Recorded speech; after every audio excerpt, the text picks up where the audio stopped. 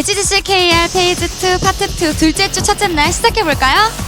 네, 저번 주부터 기대되는 경기라고 해도 과언이 아닐까 싶습니다. 파트 1 이스턴 결정전에서 희비가 엇갈린 두 팀이죠. 블라썸과 미라클이 다시 만났습니다. 지난주 경기에서는 초반 뱀픽, 그리고 전장 내에서는 메인 탱커의 어떤 결정적인 이니시로 예상 밖의 결과가 나올 뻔했던 경기들이 굉장히 많았는데요. 요즘 폼이 많이 올라오고 있고 또 뱀픽을 새로 담당하게 된 블라썸의 위즈 선수와 이번 페이지 2에서 유일하게 젠지를 이긴 그 팀이죠. 미라클의 나초진 선수의 뱀픽 대결부터 치열할 것으로 예상되고요. 또 전장 내에서는 저번 경기에서 디아블로로 좀 압도적인 플레이 보여주었던 홍코노 선수와 또 파트 1에서 똑같이 디아블로로 젠지를 무너뜨린 유망주 주디 선수의 앞라인 대결까지도 한시도 눈을 뗄 수 없는 그런 경기 될 것 같고요. 다음은 발리스틱스 대 펠리즈의 경기로 이어집니다. 펠리즈도 지난 경기에서 미라클을 상대로 좀 운영픽을 꺼내 보이면서 동랩을 맞춰가는 그런 전략적인 플레이 보여주었는데요. 그 기세를 발판으로 오늘 발리스틱스 상대로 어떤 플레이 펼칠지 기대해 주시면서 즐겁게 시청하시고요. 그럼 저는 전혀 예측할 수 없는 첫 번째 인터뷰로 다시 돌아오도록 하겠습니다. See you in the Nexus! There you have it. So I mean, you and I don't have to say anything anymore. She pretty much covered it, you know. Covering the strengths and weaknesses of the teams, the shot calling, some of the bans and the picks we've been seeing, the tank play from Gondar who switched to DPS, you know, talking about see you in the Nexus, and she went like this, like, you know. You almost have everything down. Yeah. So I mean, I guess we're pretty much we're done here. She's talking about the early game a little bit being important for draft, and yeah. You basically covered everything, and we are gonna get ready to get into the Nexus very soon. But yeah, I love since last week when I came on the first day of part 2, she started speaking English for us, and I was like, oh wow, she's upgrading, and it's just very excited. And sooner or later, she's just gonna do the whole intro in English. Yeah, maybe one day. It's gonna be maybe a little bit of a shortened version, but. We'll see. Yeah. So, of course, my name is Wolf. With me is Ending Life, and we're going to be bringing you guys the coverage of the matches tonight. But our first match is going to be BlossoM versus Miracle, as was mentioned earlier in Korean. Yeah. For those of you guys who didn't understand, this may be our closest match of the entire weekend, so it's very exciting in that way. The rest of the matches we have lined up for this weekend are basically, ants versus titans in a lot of ways. So we might have a lot of 3-0s, but this is the match that's pretty stacked. Yeah, and you mentioned the 3-0s as if you're surprised, but it's Korea. Yeah, it's Korea. HGC Korea. It's 3-0 world. But like you said, Wolf, BlossoM versus Miracle is going to be pretty close. The 5th place team, which is actually BlossoM right now, currently in the standings, and Miracle on 4th. But in the past, in part 1 of Phase 2, BlossoM actually beat Miracle, so it's kind of funny that BlossoM is under them right now. I guess bad games for the other games and better games for Miracle, for them being placed in 4th. But, everything's going to change after today's games. That's right. I mean, remember, too, that BlossoM has an extra game under their belt, so they did take that extra loss. They're on the same win score as Miracle. If they win tonight, they will pass them in wins, obviously. Oh, yeah. And that will, of course, lead them to pass them in the standings for today. Even though they'll have a 1-1 score because they're not tied, they will pass them and move up to that 4th place spot. So that's why this match is so important tonight. As we head into our second match of the evening, it is going to be Ballistics versus Feliz. And that should be an interesting one to see how Ballistics tries to maybe hide strategies or what sort of drafting style they're looking at. Maybe they do some experimentation with their DPSs because they do have a bit of a DPS choke with SC on that roster. I don't think anyone expects Feliz to take a single map in that series, but they haven't taken a map yet this season. So we'll see if, miracles can happen, if miracles do come true. Well, they are on the same side of, the matchup as Miracle. Yeah. But, you were talking about how Ballistics may, hide their strategy against Feliz because, unfortunately, and the paper says they are the worst team right now. They have 0 wins. Yeah. And I was telling you about how, when I was studying up on Feliz and, well, all of the teams that are playing today, Feliz was an easy study. Their win rates are 0s for hero pick rates as well. So map rates, battleground win rates, 0. It's just everything is 0, unfortunately, for Feliz. And And they're going up against Ballistics today, who is one of the top 3 teams in Korea. And you mentioned the 3-0, and I feel really bad for them. Truly. It's just been it's been a rough season for them, Yeah. and I think the realistic expectation for them right now is to focus on their upcoming match in the Crucible, and what opponents they will face there that we don't know yet. Obviously, as Open Division isn't finished in Korea, but once they know who their opponents are likely to be, because you actually don't get to choose as the HGC Pro team, it's the Crucible team that chooses. They can prepare and look to try to make sure they can guarantee their spot. If they get an upset tonight and win a few more matches against top-tier teams, there's always the chance, there's always the possibility that they don't go to Crucible, but it looks very unlikely at this point. Moving on to BlossoM here. We're going to take a look at this squad. Okay, I was going to say suddenly no sounds. This is the squad that represented Korea as the 4th seed for Eastern Clash. And they're a squad that, again, are considered to be the favorites here. But as you mentioned already, they lost to Miracle in Part 1. And they are behind them in the standings because of that. So tonight's a very important match for BlossoM to kind of turn the tides here and head towards that BlizzCon opportunity in playoffs. Exactly, and it's going to be an interesting game. And for both these teams, rather than the second match that we have with Ballistics versus Felice, this is the match to focus on, because this is going to choose and decide who is the top of the middle of the pack. So, the winner of today's game, if it becomes a 3-0, that's just gonna kind of solidify who is on top of each other. Certainly true. Talking about Miracle, this is Miracle's, I think, most diverse roster ever. Because they've added, 3 new players here, Frankel, Nacho, Jen, and Blue Beetle, and it's their most successful roster since 2016. And the other thing about it is, Miracle was always known to be a team that's superb with early game drafts. They win the early game, they try to snowball out of their wins that way, but late game was their weakness. It's now that their early game is still quite good, but their late game is actually their strength. So they've changed their identity as a team. And against BlossoM, who is also very early game focused, Miracle could, in the late game, edge out some advantages depending on what maps we head to. Exactly, and if BlossoM, like you said, does get that advantage in the early game and kind of snowball it throughout the whole game, and kind of block out Miracle's strategy for the late games, then it could be a 3-0 towards BlossoM. But if, like you said, BlossoM does not get the advantage in the early game and Miracle kind of slowly builds up their snowballs to throw at BlossoM and kind of take the late game, it could be a long series, but Miracle does have a chance to come out on top. Yeah, they certainly do. And I think the winner of the first map will gain a lot of momentum. We are going to Dragonshire. This will be Miracle's pick. It's a map that does go very late game, so it's a pretty intelligent pick here for Miracle, given the story we're kind of telling you guys here, with Infernal Shrines and Cursed Hollow as the banned maps. Alright, it's going to be a very fun match. We'll see how BlossoM plays throughout this early game and try to take the advantage and get the dragons. And we are going into the ban phase. Right now. I'm still so not used to this 3-3 bans.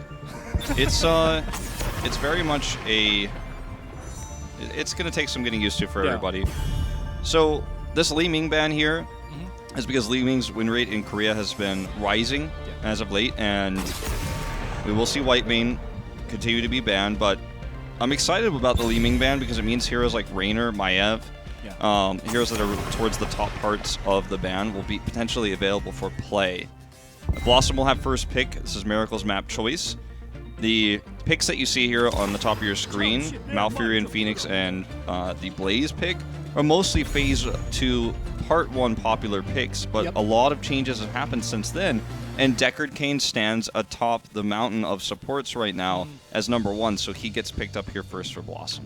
Exactly, and Miracle will definitely answer that with a Hanzo and a Dehaka. I did not expect that, but that is what they're going with. And fortunately for BlossoM, Deckard is actually their second most picked in Phase 2, and them getting the Deckard is gonna kind of put them in the comfort zone, regarding the supports. Yeah, and Deckard Cain is a support that works well with almost every type of composition because he has good CC and good sustained healing, and he also works well with combos with his Stay a While and Listen, as we'll see. Yrel and Diablo picked up, so the tank line's set. So this puts the onus on Miracle to decide what they want to run support-wise. They have picked the more macro-oriented draft. They have the global in Dahaka. They have Hanzo, who also serves as a semi-global with his arrow. And just click camp clear times. Ban the Zeratul here, which is also very powerful in combination with Diablo. BlossoM may look to just choke out a support here, but instead they look for the more rotational ban here on the Thrall. Alright, so now Miracle's turn to pick here. They're gonna have to pick up that tank and the support. We'll see what they'll go with. Kind of go against the Deckard and the two tanks that already came out on the side of BlossoM here. Now, White Mane is suddenly I'm really loud. Yeah, me too. Hopefully I'm not blowing you guys' eardrums out at home. We don't have a normal sound guy here today, so things have been a little bit a little bit crosswired. But anyway, White Mane's changed a lot, nerfed a lot, but she still sits in the ban cards early, so that I think tells us a lot about where the draft is going to look compared to last week, and that's going to be very similar. We'll see Junkrat and Raynor come in as the final DPSs, but the most interesting part of this draft to me is the Falstad pick coming in, because it shows that Miracle really wants to play late game. They really want to go towards their strengths. I mean, Nitrogen on the Dahaka, he's a fantastic macro player. You could put Sniper on the Falstad, historically one of his best heroes ever, and you just control the map. Karzim, quick rotations, very good for late game as well once he gets Cleansing Touch, and it's a solid draft here for Miracle. It definitely is, and Miracle, as you were pointing out, they have Dahaka and Falstad, which is the two globals that's going to kind of play around and make plays and kind of pull BlossoM to where they want to kind of take the fight, rather than BlossoM kind of, you know, bullying around Miracle here. We'll see how they utilize the two globals they have. Yeah. It's going to be a map where BlossoM needs to control team fights in the early game, need to control the rotations with their Diablo pick. They have a lot of CC with Diablo, Yrel, and the Junkrat in particular, plus massive damage coming out from Raynor. And has actually had his early game buffed, his late game scaling a little bit nerfed on this patch, so he actually will have higher base damage starting from level 1 in this game, but his late game falls off, so that further evens, pushes the storyline here of Miracle's draft. And what it accomplishes is it's going to be stronger in the late game with Gondar here on this Raynor, the nerfed late game Raynor. We're gonna have to see, because as you guys see the composition of either side, BlossoM, they're gonna have to commit to every team fight if they get, if Miracle starts to give them any opportunities, whereas Miracle can kind of macro around the map with the double global, and we'll see if, which side, the committing side of BlossoM or the macro side of Miracle will win this match. Yeah, we'll have to wait and see. So we do see, very defensive posturing here from BlossoM. Despite them being the team that holds the Diablo, the Anubarak is always a scary thing that can turn a team fight at level 1 around very quickly, because as you commit in, that's when you get caught by multiple stuns, whereas Diablo can only get the one. So as you can see here, instead of trying to fight with the Diablo, they're just trying to push this bottom lane. Gank attempt on the top lane, though, meanwhile. There we go. Drag does miss, it seems, as Karazim is going to head down back to the mid lane here. Yeah, it's a really bad matchup for Dahaka versus Yrel, 1v1, so he needs a little bit of help in the early game. So that's where Karazim's going to come in. That's what I was talking about earlier, him being a very mobile hero, because he has those dashes. He can come in there and gank very quickly and then dash away if it fails. So very powerful hero in the early game to threaten. And because of the threat of Karazim, you can see Yrel is not really pushing that lane, not really controlling the top part of the map right now. There's cost to that, obviously, that Karazim is, not, able to do anything here. They're not able to make an invade happen in the bot lane, but he comes down just the same. We're going to see camps traded. And look at how quickly Yrel takes control of that top lane, man, when Nitrogen steps out. And this just means more experience for the side of BlossoM, and as you can see, they do hit level 3 first, and the difference in the experience bar. And you also mentioned and talk about how it's a bad matchup for Dahaka against the Yrel. When I play Hero League and I'm Yrel against a Dahaka, it doesn't seem like an unfair matchup. It just depends on, who's playing. At this level of play. I'll hold that thought. We're going to have a fight down here. Here we go. Good drag. Diablo does get picked off first, and they're going to have to back off now. That's the kind of Dahaka that's going to give you trouble as Oh, Urel. If the Dahaka doesn't hit drags in the soul lane, Yeah. Urel just out-sustains him most of the time. Obviously, he has his ability to use his, essence to heal himself up. I always forget these names sometimes. But otherwise, like, Urel just is not really limited by anything like essence. She just uses her Q to heal while also wave clearing. And it's not one of those matchups where you feel like you're going to die or you're getting bullied. You just feel like you're losing, and suddenly you're like, how does she have that many minions on my turrets? Like, I can't do anything. You kind of feel like you get grinded out, and that's why they're sending Falstedson and Karazim to threaten her. Because she doesn't have, she has a decent escape, but she doesn't have much more than that. So if she messes up or if she tries to be aggressive with her E, then they can kill her. Definitely, and other than the minions kind of pushing, it's like I'm at half health. Why does Urel have full health? Is also one of the cases that I face a lot when I'm playing Dehaka or Urel at the same time. But here we go with the gank onto Dehaka. They do get the support. Just giving some extra armor here to Honkono, but that was a bit of a mistake, that jump there. I think she should have definitely retreated. She used her first jump to go over the wall, so that's how they knew they could commit to her, because she wasn't going to have an escape. She tried to body block there with the after the stun came through to knock him into the turrets, but Blue Beetle with a quick response. That's going to be the first Dragon Knight of the game. 3 minutes and 30 seconds here.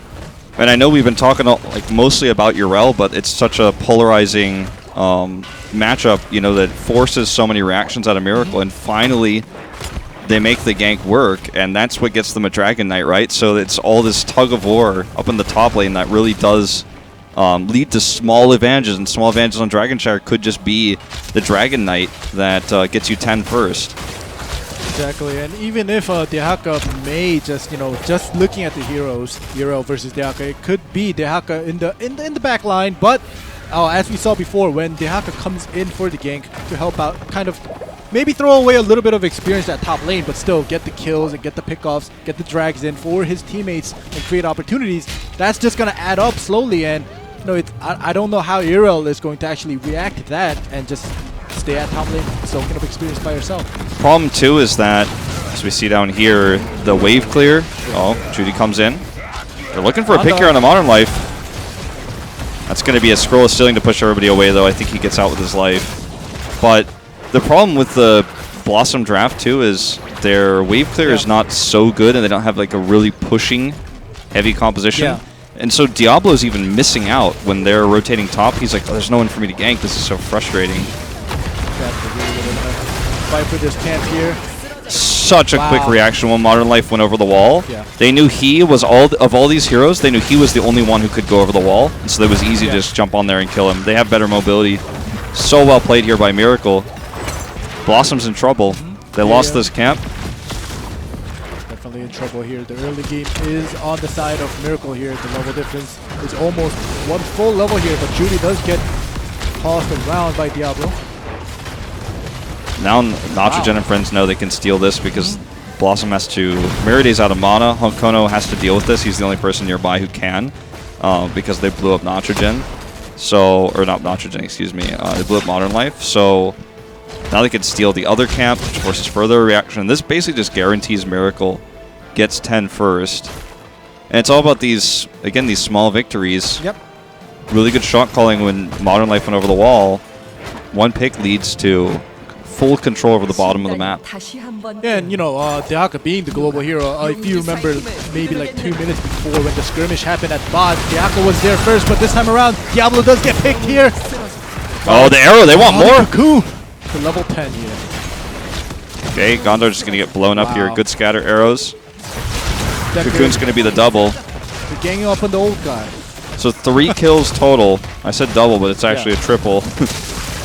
And it's just, that's what 10 gets you. You're never safe against this composition that has such initiation when they have 10s. Like, you think the fort makes you safe, but you are wrong, I'm not you specifically ending, but those who believe the fort makes them safe in this situation. Yeah, but if you know, Miracle, I'm not safe here with Wolf here. You're not safe with me, man. But Miracle's composition, they're just all diving in. You can see all 5 of them. They could just bash on one player, one hero just get rid of one, as you saw before when Junkrat just got the leader off the game when they were going for that 6 o'clock camp. That constantly happens, and especially when they hit 10 just now, the triple kill just coming out so cleanly from the Miracle side. It's just going to give them bigger snowball for them to kind of roll. Yeah, and remember we talked about in the beginning how the draft of BlossoM better for early game. They're getting crushed in the early game. Ooh. Big stun here from Wiz to try to save everybody, but he's not going to save Gondar. Meriday here is going to get caught by the next CC. Okay, actually it's just 7-sided strike that comes in and gets the kill there onto Raynor. I thought that they had Gust available, but in fact Falstad's in the Dragon Knight, so couldn't actually use it in that moment. But it's still a double kill. That is double kill, and a lot of the forts are down already. 3 level difference. Steal this camp again. They're just gonna BlossoM is just constantly getting pushed back. And even if, you know, this looks like they're gonna turn this around, and if they start to catch up, it's gonna take so long. And Raynor in this patch gets only 4% scaling per level, not 5. Yeah. And that's a huge nerf. That's 20% damage reduction. They can't hold out here. Still gonna get out safe. But as you were saying, yeah, the Raynor nerf is big. He's basically 1/5 as, you know, scaled in the late game as he used to be. So that's a huge blow to, you know, their entire comp. I mean, it's not that he's not viable. Oh, yeah. He's still very powerful, but he's not as viable as he used to be when you're dealing with late game heroes like Dahaka and Falstad that can split push, soak, etc. It's so difficult. As this scroll of ceiling does not deny the capture.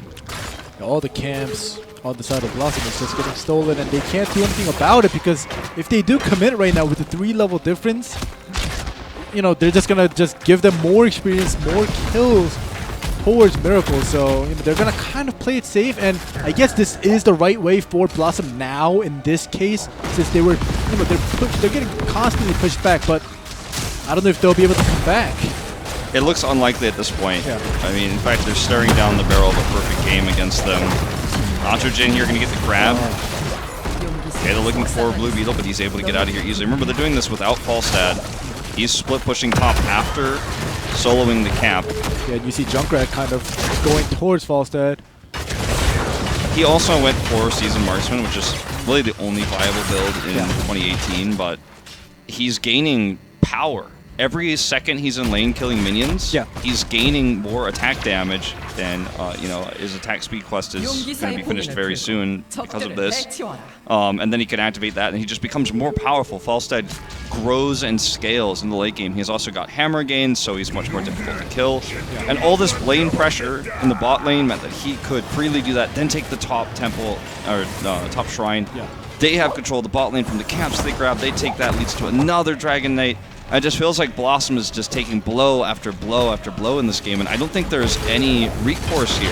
Yeah, you can kind of confirm that with 3 Dragon Knights in the first 10 minutes, and it all went to Miracle. So I don't know, there's too many knockdowns for BlossoM here early game where it shouldn't have been, and the knockouts, the kills that they gave to Miracle early game is kind of snowballing against them here, and like we were talking about before, will they be able to come back?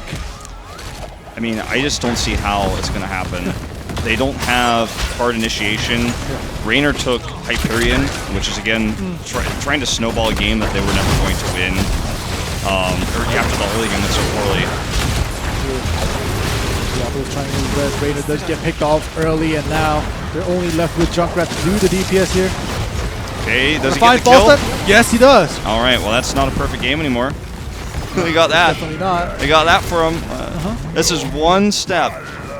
And they're walking up the infinity staircase. You know, do you ever play Super Mario 64? Before you have enough stars, you can't get to the top of the stairs? Yep. BlossoM just took step 1, man. They need 70 stars, but they've only got 14. Okay, it's going to be a ways away. How'd they even get up there with 14 stars?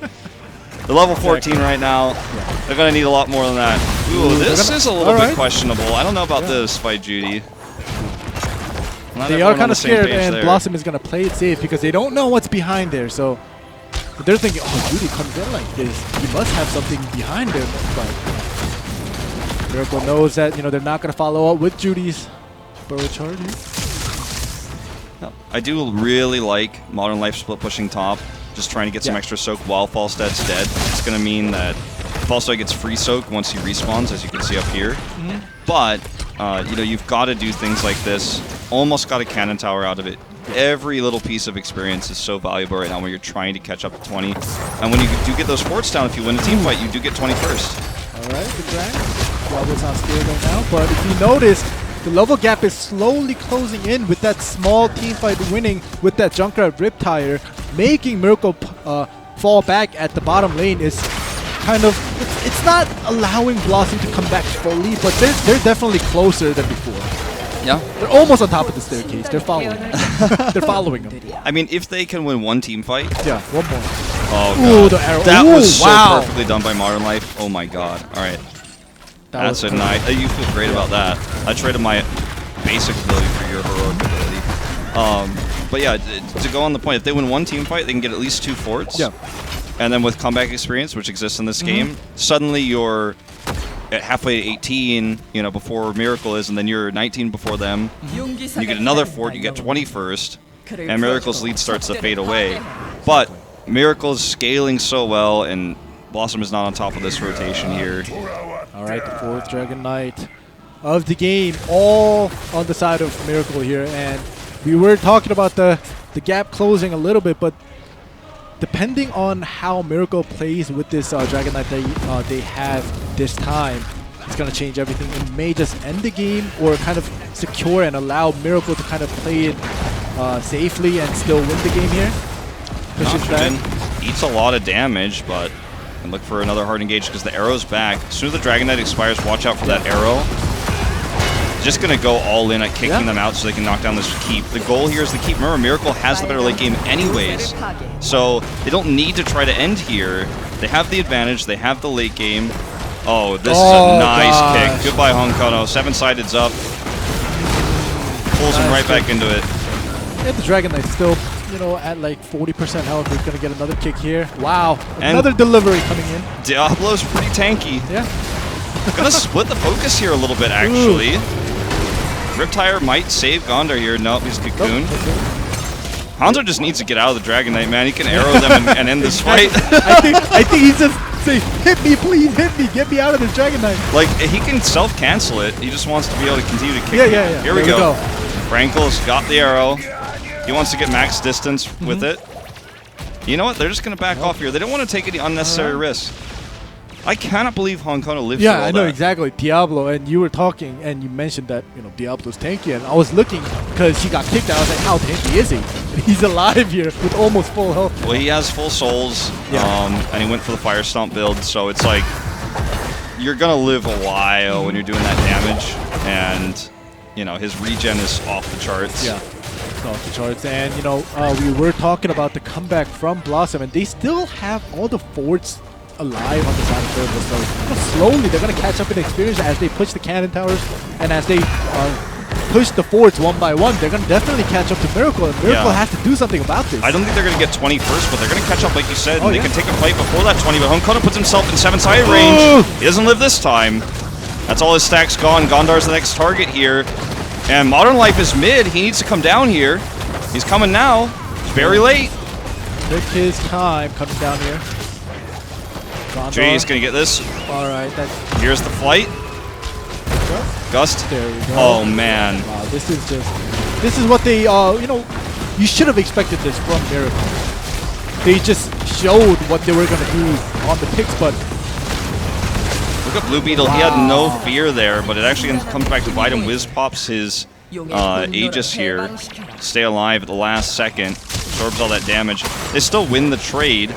Because even though Hong Kono respawned, he is... Yeah, and Rainer still died. Gondar ended up dying. So it was a 2-for-1 trade at the end of the day. Well, Hong Kono comes back with no souls, so... Talk about, you know, weak late game, and he's going to take some time to become relevant again in this game. Become quote-unquote tanky. And again, just Miracle, they capitalize on this. What BlossoM needs to do in moments like this, which they can't because of the catapult pressure bot, is 4-man rotate top so that they can at least deny the Sunshine from being taken. They're a little bit late on it, and they don't want to force a fight without 20, so they go mid instead, which still allows them a little bit of cleanup on the bot lane. As you can see, Urel is dealing with that right now. I don't know. They definitely want that 20 before the next fight. Oh, Urel's actually going to take away the bottom shrine. Yeah, they actually They're did trying this to really delay. well. Yeah, they're just basically trying to delay this Dragon Knight as much as possible until they hit 20. So Falstad took Epic Mount, which in this case I don't think he necessarily had to, but it's the strongest talent on 20 to control macro. Yeah. Because they had the Dahaka pick, it wasn't again fully necessary. It could have been super DPS based if he went for Nexus Frenzy instead. But he's still just so strong at this point because of his ability to set up fights. Oh, look at this engage. Arrow misses. That's a bit unfortunate. Ooh, but the Falstad has to get out of there. Storm Shield a popped shield, early. Modern Life gets away. This is their opportunity to win a fight now. Nitrogen's caught. BlossoM. Can they capitalize on this? Hyperion's raining hell down here. All right. It's it was a draw, but still, if you see the health bars on both teams, it was definitely on the side of BlossoM here, and they're not finished here. They're not done yet. They've got the heroic advantage here. They still have Lightning Breath. Oh, close call there. Nitrogen almost stealing this away. Sniper flies back in with Epic Mount. Doesn't have Gust for 20 though. Hunko's going in. Oh, good burrow there. HGC coming in. The Riptire. They're all gathered up. Oh gosh. Huge damage That's coming a lot through. of damage. Remember I was talking about Cleansing Touch Yeah. once you hit 16. It's been a lifesaver here. Blue Beetle has been using it to save so many. Remember it's a miracle, but guess what? 20's up for BlossoM now. They survived the storm. They lived through the 3-level deficit long enough to start taking out those forts like I was talking about. They didn't get 21st, but they got it. Oh, here we go. Another skirmish coming up. Falstad comes in. Junkrat a little late, but still in the fight here. Oh, Merry Day. So much damage coming out from Decker. Hunkono. I think this might actually just be the team wipe that BlossoM Wow. was looking for. Nitrogen. Gondor does get picked off in the meantime The by bolt! Hanzo. He is dead. Unless he's got another burrow in there. I don't think so. Looks like they have to defend core. As you can see, they're down to 64%. But this should be their first Dragon Knight of the game. Definitely. Hanzo's still alive. Junkrat. But this Get is, rid of it, yeah. you know, we were joking about, like, Yeah. they didn't have, now they've got 70 stars. Okay, but they still have to beat Bowser, all right? And it's their first time. Yeah. And they don't know that on the final Mario 64 Bowser, you have to hit the bombs with them 3 times, Yeah, okay? not twice. Yeah. Yeah, exactly. Yeah. It's not You the have to twice know. one. Yeah. It's not like the lava level. Yeah. It's the final one. Yeah. This Dragon Knight cannot end the game. There are 3 Forza up still, Yeah. and now they have to be prepared to deal with potential backdoor with double global. So Miracle can threaten them all the time. So yes, they've gotten to the last level here of this, but they still have to beat the final boss. And the cards are stacked against them. So even though that was their first big win in this game, they still got a mountain to climb. This is by no means BlossoM taking a lead in this game. Yeah, definitely. It's just BlossoM just catching up to what they needed to do to kind of match Miracle. Now they're kind of close there. Well, definitely in the level-wise and the experience-wise, they did catch up, but wow, they still have to take down that keep. They have to take down. They have to do damage to the Nexus. They have a lot of work to do, but they do have this 19-minute or 20-minute Dragon Knight on their side, still at 50% health. They're gonna get this door open here. This may be a keep. It's going to be close. I mean, 35 seconds still on this Dragon Knight, but it's low health. Okay, Hyperion's going to guarantee this keep, I think, but they need to be careful not to overextend, because if anybody dies and Miracle lives, they just kill them. Yeah, it's over. So they have to be careful about this fight, but they feel like this is their only win condition, is to win this now. They think better of it. They back away. They've eliminated that bot pressure, but remember their core is still at 57% health. Falstad is still gaining scaling. And look at this as the backdoor threat that they have to be prepared for. They're going to hide in here. Yep. But at least for BlossoM, they mashed up the catapults at bot now, so it's going to be evened out. They're gonna just take the 6 o'clock camp. They definitely know that Miracle is somewhere around mid here with Falstad just coming out of the bush. Now they all. So they had to stay bottom because of the threat of a backdoor where they were hidden. They had the vision advantage with the minions there, so they knew no one was walking bot straight up. And the cool thing about staying in bot like that was that if Miracle just went in there trying to sneak, they would have died. Also, they get the cap. So bottom line, they get a cap. They control both caps now. And for the first time, and for the first time this game, they have control of the bottom lane. There's pressure on Miracle's core. They're going to focus top, but I don't know if they want to stay around top lane for too long, as we know that the bottom is open for the side of BlossoM as well, and if they decide to kind of go all out, they still have a fort left at top lane. They have a keep left at top and mid, so we'll see how they decide to play this out. I think Miracle's best bet here, honestly, is to try to chip away at the other keeps. Yeah. Be very careful. In a straight-up fight, both teams could have a really nice engage. In the long run, I mean, look at Honkono's health bars. Like, yeah, you need a microscope to see those, man. In the... Is he relevant now? He's very relevant now, yes. It took him a while to get back in, about like 5 minutes or so, but he's relevant again. Taking this approach that they're doing now, trying to bait these using the globals, is good, but it's very risky. And they already have such an advantage that I feel like instead of doing this, they could just play a little bit more passively even. So look at Junkrat's positioning. He's just going to make sure Falstad can't just free fly in, because Anub'arak is waiting to take the Dragon Knight, and Falstad could fly, and then they could steal, so he's staying down there. They know Dahaka's top. He takes this, but they can't fly in. They're just going to camp this one right now. And this becomes a very, very... Like, this game, you guys think this is a long game right now? I foresee this game goes on at least 5 more minutes unless someone makes a huge mistake, because both teams know the consequences of a single death. And Miracle knows they can just global this with the Dahaka pick, as long as they can maintain a decent amount of vision, which they are. Eventually he gets another keep. Then there's more catapults. Yeah, and you see Dahaka, he's staying up here Nitrogen. He's going to just keep pressure at top, and they know no global. No one is from BlossoM is going to come defend that, and if they do, that's a plus for them, because they can just take the team fight 5v4 with Dahaka kind of coming to him or to them. Oh, but BlossoM is going to just ignore the top lane. So they're just getting all this information, like through Scatter Arrow, through Sonic Arrow, making sure that they can track where BlossoM is. Miracle's playing this literally perfectly. Yeah. Like, this is Dignitas level late game right now, where, you know, I've seen so many games of Dignitas on this map through my HOTS casting career where it's like 32-minute long game. Yeah. If you just play the globals like this, BlossoM eventually loses the game. Definitely. It's going to take a long time, but they will eventually lose. They are split up. Junkrat just went to top lane just for a minute there to clear it up, but Dahaka's just going to stay there, and that's going to force another member of BlossoM, maybe even Junkrat again, to go there to defend top.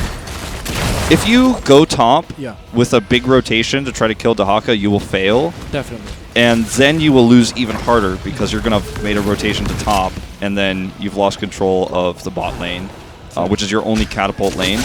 They sent Junkrat up there to deal with the wave, but he has to promptly come back down, or they're going to lose this fight, because Dahaka can come at any moment. Exactly. Here we go. Junkrat is back here. So that's the losing battle, right? Because Yeah. Dahaka can literally teleport down here. So if you send Junkrat over there, yeah, Junkrat's pretty quick at coming back. Look at this. If you send Junkrat up here, he just instantly comes back bottom, and then you lose a 5v4 fight. So it's lose-lose for BlossoM. This is why I was saying the late game, the supreme late game for Miracle of this draft is so much better. And all the while, every minion, every kill Falstad gets, he's getting stronger. There we go. Junkrat once again goes there, and everybody, all the members of Miracle are at mid right now. They do give up the 6 o'clock camp, but that's not a big difference. A keep is down at top now. Yeah. So that's huge. Wow. I said that from the outset that I think this is the best play for them. Now they're going to look to 5v4 here, maybe. Oh my god, Honkono bolted in. This is almost suicidal. Huge mistake here. Huge mistake. You know, I was thinking, I didn't say it, but I was thinking they should have gone with this before the keep went down. Junkrat wasn't even here. Okay, but, you know, Nitrogen has to use his essence here. He's going to heal up. But now it's a 5v4. Well, essentially, because Honkono lost all of his stacks again. Let's come back though right away, but that's not a big difference because they do lose the top keep, and you know that's a big loss for BlossoM. They had a hard time coming back, but this time this is a nice rotation from BlossoM. This is them trying to catch Miracle, stopping this rotation in. Miracle has to make a tough choice. They have to challenge right now. Ooh, close call. That was insanely close. It's not over yet. This Dragon Knight ends the game. They cannot let this happen. They cannot let this happen. It's happening. It's happening. Oh man, Sniper just used his flight too. That's it, man. Yeah. BlossoM makes one smart call, knowing that Honkono can respawn. They can come and pressure mid. They have the bot lane pressure pushed, so it's harder for Miracle to rotate down. They make the game-winning play. Miracle needs quite literally a miracle if they're going to stop Yeah. this 27-minute Dragon Knight. Exactly. They're gonna. Dragon Knight is just committing here. And we do have the team fight going on at bot. At Miracle, it seems as if they're in the pinch. They're getting pushed back here. Kerosene getting chased here by Junkrat. Sniper coming look at in. Dragon He does a Knight. ton of damage, but the Dragon Knight does more. Wow. Look at the Dragon Knight just chipping down that damage. Okay, Urel's going to come out with tons of health, and she has her heroic. There's a gust, but it doesn't matter. That's game over.